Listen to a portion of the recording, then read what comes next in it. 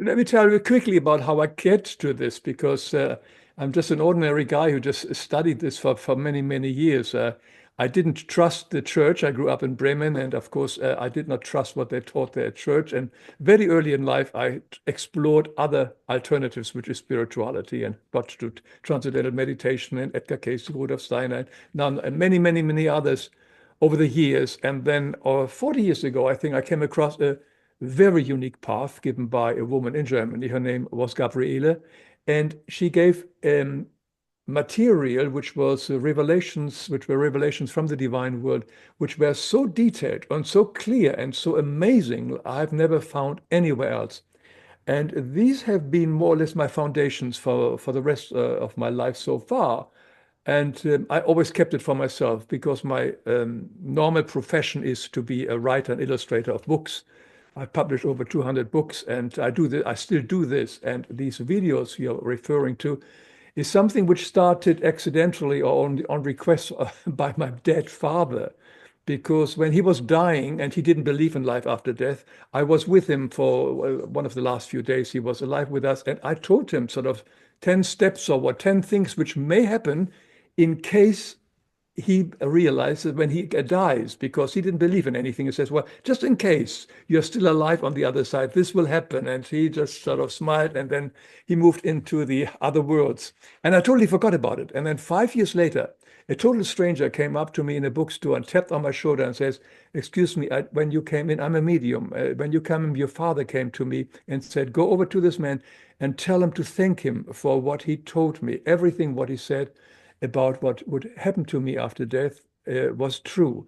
And it helped me so much on the other side. And then he said, he is now working on the receiving end of souls who have just died. And he sees the utter confusion of so many souls who have no idea what death is all about, whether they are not even aware that they are dead, and things like this. So much confusion. He says, would I please write books about this, what I know?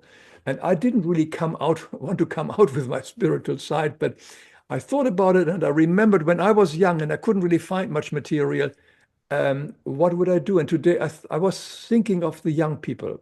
And to reach the young people, I decided to make very simple videos, short videos, 5-10 minutes, in which I illustrate how the laws of the universe are. Like, for instance, here, like karma, you hit somebody, it gets registered in the stars, it comes back to you, etc. When you see that visually illustrated, it becomes very, very clear. And this is what my videos are all about. They are illustrated forms of the spiritual laws, and people find them very helpful. I find them very helpful for myself, because doing these videos, I get a much deeper understanding. So that's basically the background. And now, meanwhile, there are over 160 short videos on my website, on YouTube. They're all free. You don't have to join anything. You don't have to even give any donations or anything. It's just a work of love. And if it works for you, it's fine. If it doesn't work, it's also fine. I have zero interest to convince anybody about this, because I totally respect everybody's personal path, particularly when it comes to spirituality, and or for other people it may be religion. But therefore, I have no need to convince anybody. It's just sort of what I understand, and I share my understanding, my personal understanding, with the world, because the material I draw from makes it very clear that it should never be given through teachers or a hierarchy or an organization. The material which came through Gabi is for everybody. You basically only buy the books, and then it's a path between you and divinity, and no one else in between to disturb or disrupt these informations. So I think that's what I liked in this path. It is really something between you and divinity. I like to share for those who are interested. That's why I like it. It's not that I come into their house and knock at their doors and says, you have to follow this idea. People find me, I'm not finding them. And that's where, and it's not really people finding me. It's in many, many cases, what I believe is their guardian spirit. I tell you, there are so many letters I get, or emails I get, or comments under the videos where people says, well, I just was cruising the internet and suddenly this video came up exactly at the right time, I'm dealing with this issue and so on. This can't be a coincidence, this, etc. And it wasn't a coincidence. There are so many comments in my videos on suicide where it's very obvious that people who have never really watched the videos on YouTube will suddenly come across my video And that is not a coincidence. And they suddenly change their mind on suicide after having seen it. Yeah, it's there's a wonderful other story which I like to share. It's just an interesting. A woman wrote to me that she had a very close connection with her father from England, and when her father died, she always was speaking with him in her mind, and she had a connection with his soul, and he was there and answered her all the question what she would do. This went on for a long, long time. And finally, he said to her, "Why don't you go to the to your computer and punch in the name Hans Wilhelm?" She had never heard of me, and she was sure I was being an opera singer because her father loved operas. So she says, "All right, he wants to hear an opera." So she punched in my name, YouTube, and immediately comes up the video on mourning and grieving, where it says, or which basically says to how painful it is for the soul that has departed to see the grieving of the friends and family members they left behind continues. I mean, there is, of course, a time of adjustment, but this continuous grieving and feeling sorry, etc., this painful kind of excessive grieving is so painful for the soul on the other side who have to move on with their work, but can't because the energy of the grieving person is holding them back, holding them back. So the father was making a point to her, says, "Look, watch that video." And when she realized what she had been doing for all these months, she said, "Well, but she says, I can't help you. I have to write you this." Actually, it is her letter is actually on my website on the About page on lifeexplained.com. I think it's such a cute little letter. So we are not, nobody is coming across by accident to my videos and also to other videos, not only to mine. If there's something which makes them change their path, their lives, this is usually directed in one way or the other. And there's also, you mentioned earlier, it can also be a negative side. Some negative entities can also guide us to more porn or whatever it may be to get addicted to. We have both sides. We have got the positive and the negative, always a choice. But I was 19 when I was exposed, when I first time really um, got into transcendental meditation, which really changed my life because I was a very unhappy teenager. I was very confused. I really hated that time. Looking back, being a teenager and so on, it's really a tough time, particularly for a guy, I think. And so I was very unhappy and insecure. And TM, overnight, within 3 months, I was so secure that I went to my parents and said, "You know what? I'm tired of this bad weather here in northern Germany. I want to live in Africa." And I emigrated to Africa. I would have never been able to have had that assurity, that confirmation in myself if I hadn't done transcendental meditation. When I finally realized I don't have to think every thought which comes to my mind. I can control my thinking. That was such a powerful realization that really changed me drastically. The benefits of sitting down and meditating or something, people underestimate the capacity of having focus, right? And especially now with these mobile phones and stuff, we are always easily distracted. They're really, really different. Yeah, the only time probably is in the bar, in the shower when we don't have a phone. But otherwise, everybody looks at their phone all the time, wherever they are. And it's a distraction, yeah. And there's a lot of negativity coming through it, and we are sort of yeah, we do not allow ourselves to be quiet and to calm down and be with ourselves. That is, I think, the key. And sooner or later, I think Edgar Cayce said it, sooner or later, every soul has to learn to meditate. And this can be just sitting alone. You don't have to have any special meditation technique, but just only to be willing to sit alone with yourself. I think was it Cardis or Sardes said something. The most difficult thing for mankind is to sit alone in a room by himself. And I think that is very true. People really can't do that without anything to do. Why should we care about spirituality? I think everybody comes to on the spiritual path when the time is right. I don't think you can force it. And even as a parent, if you force it onto a child and the child isn't ready, it doesn't help. And particularly if you don't live it, forget it. We can only teach our children what we personally live. We have to be the example. I think spirituality comes eventually when we feel not comfortable with what we have been taught. The religions where most of us grew up in are really a distraction and they don't make us really happy. Somebody said spirituality is a personal relationship with divinity, and religion is basically crowd control. It's organized religion has done so much pain and so much suffering, and they always focus on the experience of someone else, like the disciples writing about Jesus versus Jesus speaking to us directly from within. Whilst in spirituality, we have our own experience with whoever we call divinity. And religion is also always based on fear, whilst spirituality is based on freedom. I think there's a very, very big difference. And somebody said, religion is also teachings always about hell. And as a spiritual person knows, we have been already at hell and it's time to get out here on earth. So they come with that verse.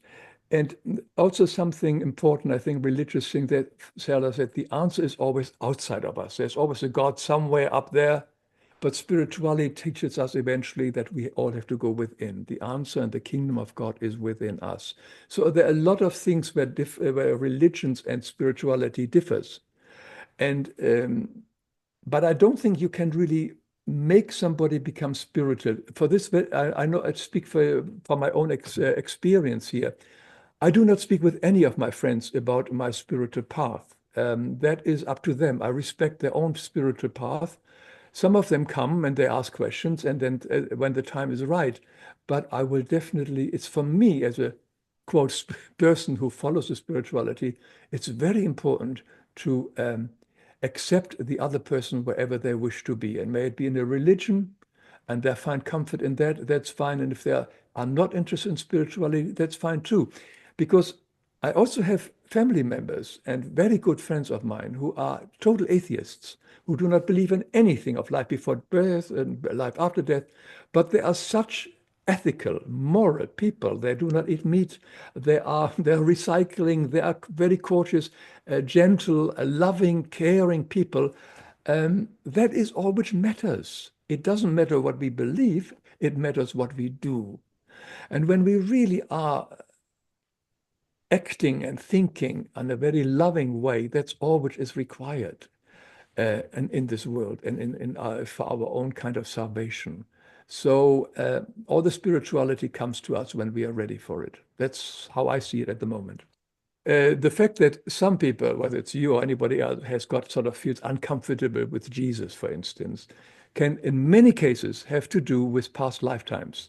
The Inquisition was enormous, and the souls exposed will not necessarily be burned on the stake, but the country lived under fears. The nations here in Europe lived under fear, the Inquisition, and that goes right into the soul. And when you then incarnate again, like in a time like now, that vibration still gets stuck. And whenever you hear the word Jesus, you think something like burning on stakes and something like this. This is the reason why many people are totally reject anything related to Christ or church or whatever, because they were badly harmed, or their family were harmed, or friends were harmed during the time of Inquisition. That's just one of the reasons. There may be other reasons, of course. And I think that the difference between knowing and believing comes very simple. You start with a belief, I try this out, and when it works, it becomes a knowing. And this is what I liked so much about the material which Gabi has given, because there are a lot of path of exercises to move on the spiritual path. And when I tried it out over the years and found out, wow, this works. And when you only know it once or twice, then there is no question anymore. Then the believing becomes a knowing. And I cannot share my knowing with anybody else. I cannot share with you like 1 and 1 equals 2. You have to do it in your own mind, add 1 and 1 together to come to the resolution that it is 2. So even logic cannot be transferred to another person. We have to be able to do it in our own kind of inner sphere, to repeat that exercise. And that's how knowing comes. So until we haven't tried it out, we don't know. We just believe these things. But with trying it out and finding this, it does work, it then becomes a knowing, and a deep knowing. And the thing is, deep knowing is also something we normally never talk about. Whatever we deep down know, we do not speak about. We only speak about the stuff which we are still working with or not fully understanding. There is no energy in the deep knowing to share it with other people unless we ask for it, of course. But there's only the energy what we vibe, what we share with other people, what we still are not clear about. And I will be honest, when I do my videos, I'm studying the material. I want to absorb it. And by doing the exercise to the video, I'm not always sure when I start with them. On the contrary, I even admit in them videos, I'm still working on this very thing, but it's an interesting exercise to share. So that's what we do. We only speak of what we are not know. We never speak about what we do know. You have been born as a Christian, is that right? Yes, the Lutheran Church, yeah. Well, not born. Our family didn't go much, only for Christmas, I think, once in a while. That was it. My grandmother was religious, but otherwise, there was not much religion. My father, as I said, was in the Second World War. He had seen so many dead people. He had seen the priests blessing the guns on both sides and so on. He says, "Oy vey, that is not for me." So, yeah. Yeah, that's the same for me, but you found your way. You are, as I understand, you are convinced that, yeah, the Christian way is for you. When you say Christian way, I want to make sure not the Christian organized churches way. I Right. believe the energy of Christ, and I have a video on this one, the Christ spark, is in everyone, irrespective of what you are, whether you're Muslim, etc., that Christ energy is in all of us. That energy is in our heart area, in the fourth chakra. That is something which I believe strongly in. And that also helped us of not degenerating much further into the abyss of total dissolution. So from that point, yes, I believe in this Christ element, which we all have. And I speak about it in my video on the Christ spark. But I strongly make a separation between the Christian church or organized Christian, because they have really ruined everything that was ever good about Christ. They rather went into war and killed each other because in his name, as we know, an island and etc., etc., and to the Inquisition I mentioned earlier. So I want to make very clear when I speak about the Christ, I do not mean the church Christ. And neither did Gabriele in any way. She made it very clear that the guys misinterpreted the Bible in so many ways for their own power and for their own lust and hunger that I'm not part of that. You met Gabriele personally? Yes, she came to America, and I traveled with her, and we made certain yeah appearances here in certain cities and towns, and yeah, it was really an amazing experience, particularly since very few people have seen her, met her really, because she has always been hiding. Her picture is not there. She doesn't want any cult around her. She died actually last year, so after 90 years and so on, she has given that internal path for 50 years. But she made clear that she was only the instrument, and nobody's going to worship her or anything like that, which was quite amazing. And yeah, so I had the great honor and pleasure to have met her, and was totally taken in by her absolute humility, and it was quite an experience. But besides, even if I hadn't met her, the material is so powerful, it would have made very little difference. I was already taken by the material long before I met her personally. She channeled actually a lot of Christ and various other spirit beings, and the teachings speak for themselves. That is what is a meta thing. But I just want to say she was very humble. She was always in the background, and but she was also very strong in what she said, and she gave incredible teachings in herself. And she was called herself an emissary of light, a prophetess, you can call. But not to build a cult around her, but it was very, very important. She made clear before she died there should be no teachers and no organization to join. This must be a path between God or Christ and directly with the person, and no one in between. By the way, I would like to mention, anybody's interested, there's a big library in Germany which stores all Gabriele's work. It's called the Sophia Library. And there are the paths when you read it and you try out some of the exercises and see how they work in your life. It's all a question of love. I mean, all we have to do is to become loving, not knowing love, but doing love and doing the loving thing, and also thinking the loving thoughts. and finding our own, how shall I say, distortion in our life. Whenever we feel unhappy, when we ever feel angry, etc. All these things are little signposts that here needs something to be cleared up. And to do these clearing up in a how shall I say, in an efficient way with divinity together. We have got God who helps us at every step what we want to do. If we want to do the smallest thing, we can come and have that energy. We have this incredible energy potential always available to us if we ask for it. Now, our ego and our is usually so condescending, is so full of itself that it's difficult for people to ask for help. Sometimes we have to fall all the way down into the hole before we will ask for help. This is usually the story of an addicted person like alcohol and so on. You really have to feel right rock bottom before he says, now enough, and now I'm ready to surrender. Because the idea is surrender and to let the higher energy gently guide you out of that hole, which one is. And their willingness to surrender. So all these things come in life sooner or later. Sometimes, and I like to believe in the gentle path, which means I like to do it now. But very often, if we don't wake up, then boom, some blow of fate comes into our life and suddenly, oh my God, this is awful. And then usually we make changes, etc. But we can do these things gently now. If there's everything working fine in our lives, this is a perfect time to really reconnect with divinity. Eventually, we all have to go within. Eventually, we all have to come to divinity because that is where the answers are, where that is where also our future is. That is actually where also our home is. Everything brings us home. And the home is in ourselves. So not out there somewhere, but in ourselves. And that's my experience. And as you explained before, like it is actually necessary for us to discover everything for ourselves. You have to awaken it in yourself through exercise. Through exercise, yeah. You have to put it into practice.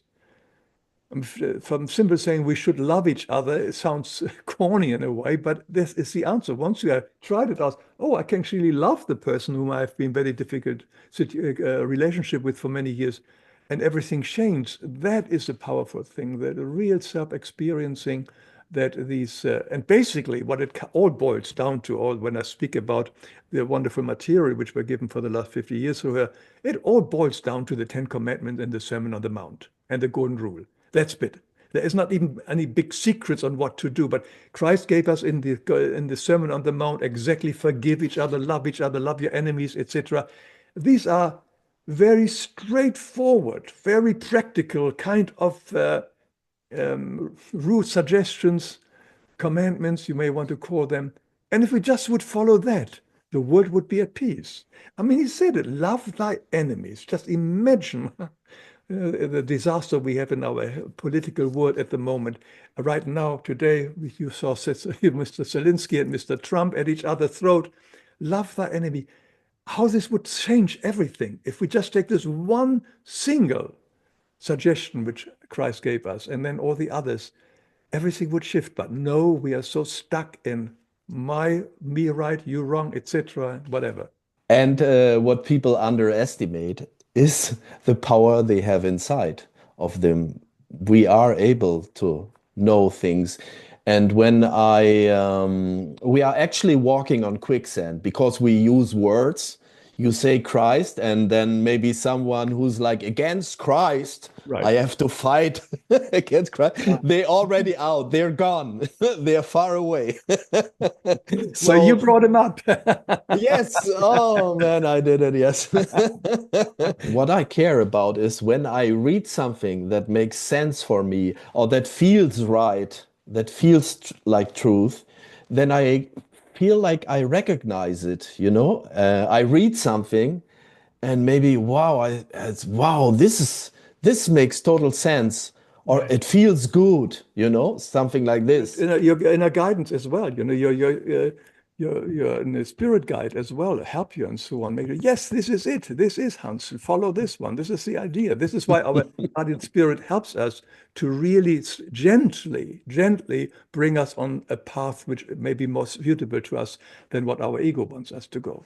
Not everybody has to how shall I have the great spiritual teaching. Some people, it's also important that we all have a different path here. And Gabriele said once something interesting, that sometimes we only need to one smile. It's all you need to give in this lifetime. And that smile was the purpose of your whole incarnation to some person. I remember who was this, forgot her name. She gave a great story about a young girl, teenage girl, who was very unhappy with her life, tried to commit suicide, decided to commit suicide on Thursday of the week. And she was absolutely sure about it. So Thursday came, she went to school, and on the way home, she says, I'm going to kill myself. And she was in that mood when suddenly she crossed the street, and suddenly a SUV car came up and choom, got her to the brakes, right stopping in front of her, nearly killing her.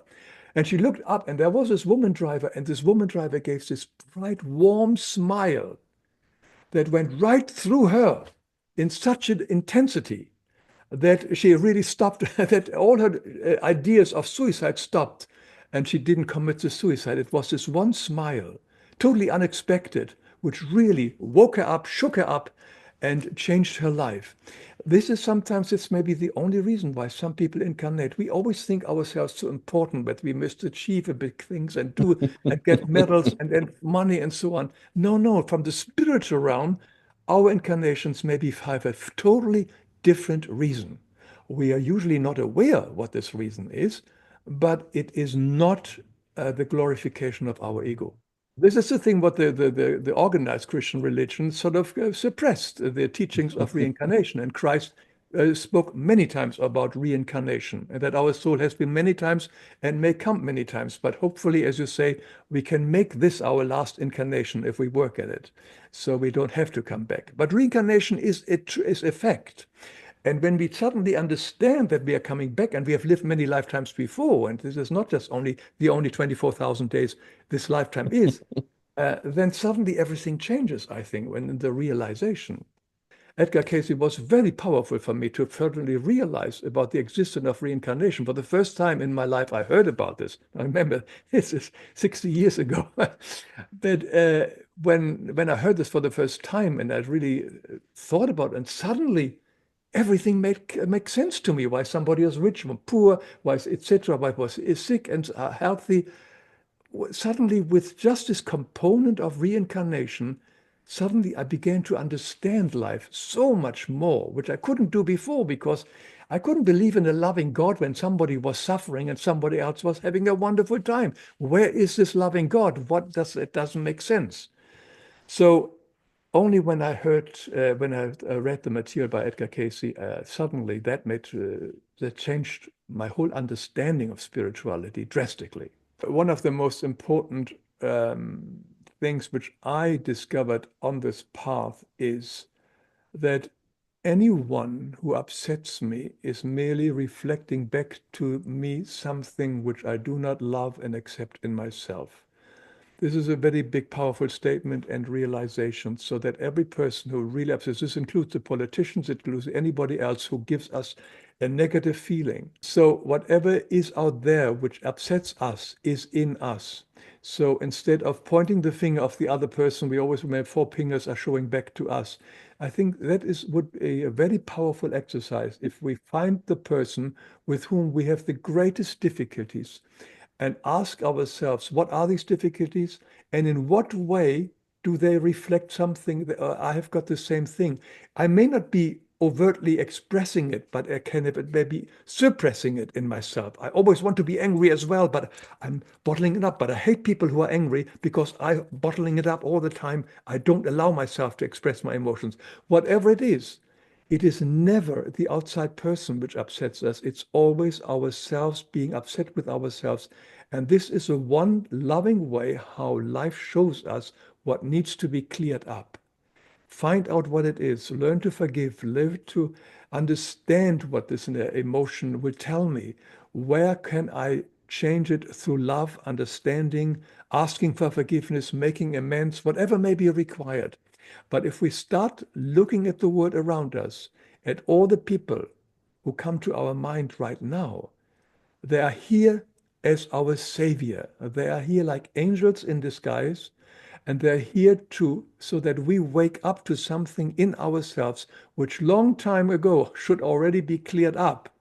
But now, because they are really angry, for instance, a typical example, somebody can physically in our lives, like a spouse abuse, hit us, punch us. That person is basically reflecting nothing but a low self-esteem of ourselves. We run around, oh, I'm not worth anything, nobody loves me, etc. This constant putting myself down, hitting myself. The person from the outside comes to me and shows us physically, this is what you have been doing for years. You have hit yourself all the time with your negative self-talk. And now I come into your life and I punch in your face so that you wake up. As simple as drastically as that. So when we accept that there are, and I say this having made many exercises with this, there is never an exception to this rule. The other person, whatever we find in him disgusting, is something which is in us. And I think if we start with that, we're having a big chunk to work on because this will Yeah. continue. That's a lot. And just so people know, they don't need the person to have it sitting in front of them. No, thinking about it, you realize why you think about it. But if forgiveness needs to be done, that's what forgiveness is all about. If we have to forgive the person or ask for forgiveness, etc., whatever is necessary, because we have to learn to forgiveness. Because if we are not forgiving in this lifetime, we carry the connection on into the next life, and that's not good. We want to be free, and therefore we use forgiveness to set us free from the person who either has hurt us or whom we have hurt. And we need the How does it work? How I say, I forgive you. That's not enough. no, it has to come from your heart, though, and honestly to feel forgiveness, but also the other person, hopefully, if we have wronged them, to ask you to forgive us. And because otherwise, these unresolved issues we carry everything on into our next life. We are taking whoever we are. When we die, we carry into the next world. If we are stupid, we are stupid on the other side too. If we are angry, we are on the other side angry too. And all the negative relationships in this lifetime, we will carry on the negative relationships in the next lifetime, or even in life, it's life between lifetimes. So it behooves us to be loving and kind to every human being we encounter and whom we think about. So somehow we should be grateful if someone really annoys us. Definitely, that is the final start of yes, being grateful. That's the final step of total forgiveness. If you watch my video on forgiveness, that is the final step, because then we realize this person actually came into my life for my benefit. Love is the most important thing. To really love others and learn to love yourself. Very important. The other things that we are never, ever alone. Even if we think we are alone, we are always surrounded by spirit beings who want to help us all the time. And the most powerful way to keep in a more positive frame of mind is to use gratefulness every moment of the day. Whenever we're grateful for the smallest thing of our body, where we are sitting on a chair, be grateful to the people who created the chair. It can be the simple thing. Once we are in the grateful mood, our whole life becomes suddenly so much more easier. So these three things I think I would like to leave your audience with. And Hans, thank you so much for inviting me. It was a pleasure talking with you. And I send you much love to the Europe from America. If they want to see your videos, what should they do? Well, they can go to my website, which is lifeexplained.com, or they go to YouTube and punch in my name. And then my channel, Life Explained, will come up and they can see all the videos there for free and without advertisements. And and there are also some nice meditations. And so those who have never meditated may want to try out one of the meditations to feel how deep they can come by calming their mind and their thought.